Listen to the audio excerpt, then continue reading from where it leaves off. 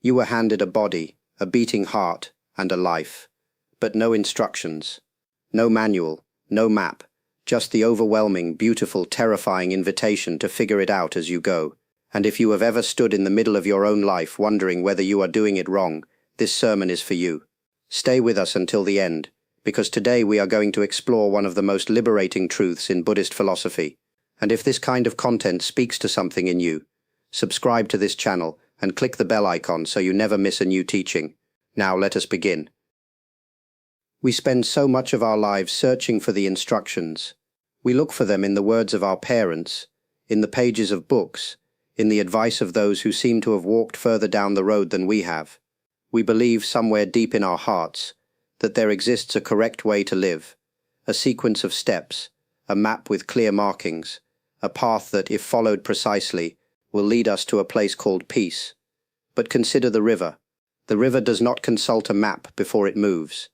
It does not ask permission from the mountain before carving its way through stone. It simply moves, responding to what is in front of it, moment by moment, with complete and total honesty. And yet the river arrives. Not because it knew the way, but because it never pretended otherwise. We are not so different from that river, and yet we suffer in a way the river does not. We suffer because we believe our not knowing is a flaw. We treat uncertainty as a problem to be solved rather than a condition to be lived. We mistake the absence of instructions for the absence of meaning. The Buddha did not hand his students a map. He pointed at the moon. And still, so many of us spend our entire lives studying his finger, analyzing its angle, debating its direction, never once lifting our eyes to look at what he was pointing toward. Life does not come with instructions, because life is not a problem. It is an invitation. And an invitation does not tell you what to do when you arrive. It simply opens the door and trusts that you are ready to walk through. There is a story of a young monk who came to his teacher in great distress. He said, "I have meditated for 3 years, and still I do not know the purpose of my life. I do not know if I am walking the right path.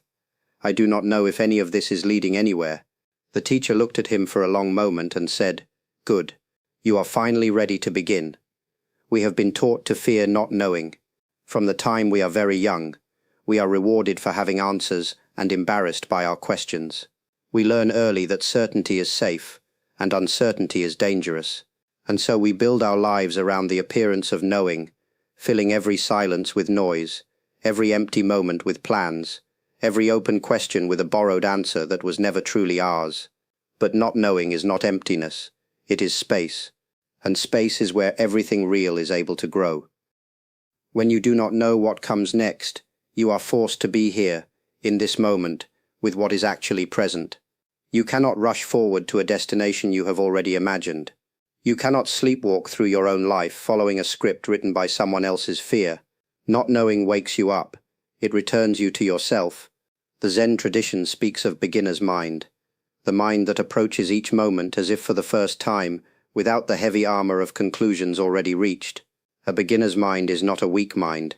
It is an alive mind. It is the mind of someone who is genuinely paying attention. To not know is not to be lost. It is to be open, and only an open hand can receive what life is waiting to give. Most of us walk through life facing backward. We move forward in time, but our eyes are fixed on what is behind us, measuring today against yesterday, comparing who we are now against who we once believed we would become. We carry the weight of old plans like stones in our pockets, wondering why each step feels so heavy. We were told to set goals, to build 5-year plans, to know, before we begin, exactly where we intend to arrive. And there is nothing wrong with intention. Intention is a beautiful thing, but there is a great difference between intention and attachment. Intention says, "I will walk in this direction with full presence." Attachment says, "If I do not arrive exactly here, by exactly this time, I have failed," and so we fail. Not because we walked poorly, but because we measured our walking against a destination that life never agreed to honor. The monk Ryokan lived alone in a small hut on a mountain. He owned almost nothing. He wrote poetry, begged for his meals, and played with the children of the village as though he had nowhere else to be. When asked once what his purpose was, he reportedly smiled and said nothing. His life was his answer. He was not walking toward anything. He was simply walking, fully in every step. This is not passivity. This is not giving up. Walking without attachment to destination requires more courage than following a map, because there is no map to blame when things go differently than planned. There is only you, the road, and the radical honesty of not pretending you know what comes next. The destination was never the point. The walking always was. There will be moments in your life when everything you built your footing upon simply gives way. A relationship you believed would last forever ends without warning. A career you sacrificed years to construct collapses overnight. A person you loved more than your own comfort disappears from the world, and the silence they leave behind is louder than anything you have ever heard. In these moments, all your plans, all your careful arrangements, all the instructions you had gathered and followed, none of them prepare you for this. And this is precisely where most of us make our greatest mistake. We do not grieve the loss. We grieve the plan. We suffer not only from what has happened, but from the shattering of the story we had written about what was supposed to happen. We mourn the future we had imagined, as though it were a real place we have now been forbidden to enter. The Buddha taught that suffering arises not from change itself, but from our resistance to it.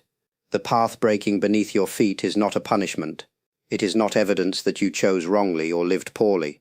It is simply the nature of paths. All ground shifts. All certainty is temporary. This is not a tragedy. This is the first and most honest teaching of existence. When the path breaks, the invitation is not to immediately find another path. The invitation is to sit with the breaking, to let it be real, to stop reaching for the next instruction, before you have fully honored what this moment is asking of you. Suffering met with full presence does not multiply. It moves, and when it moves, it often reveals something underneath that was always there, waiting patiently beneath the noise of all your planning. You do not need a new map. You need to trust the ground beneath the ground. I want you to consider something. In all your years of searching for direction, in all the moments you stood at a crossroads not knowing which way to turn, in all the times you felt certain you had taken a wrong step and wandered too far from where you were supposed to be, you were still here. You kept moving. You kept breathing. You kept waking up each morning and placing your feet on the floor and walking back into the uncertainty of another day. That is not the behavior of someone who is lost. That is the behavior of someone who is profoundly, stubbornly alive. The idea that you were ever lost assumes there was a fixed destination you were supposed to reach. But life is not a journey with a single correct ending. It is a series of moments, each one complete in itself, each one asking only that you be present enough to receive it fully. You were never off the path. You were always on it. Even in your confusion, even in your grief, even in the years that felt wasted, and the choices that seemed to lead nowhere. There is a teaching that says the entire universe conspired to produce this exact moment. Not a better version of this moment. Not the moment you planned for or prayed for or worked toward. This one. The one you are in right now, with all its imperfection and uncertainty and quiet grace. You do not need instructions because you are not broken. You are not a problem requiring a solution.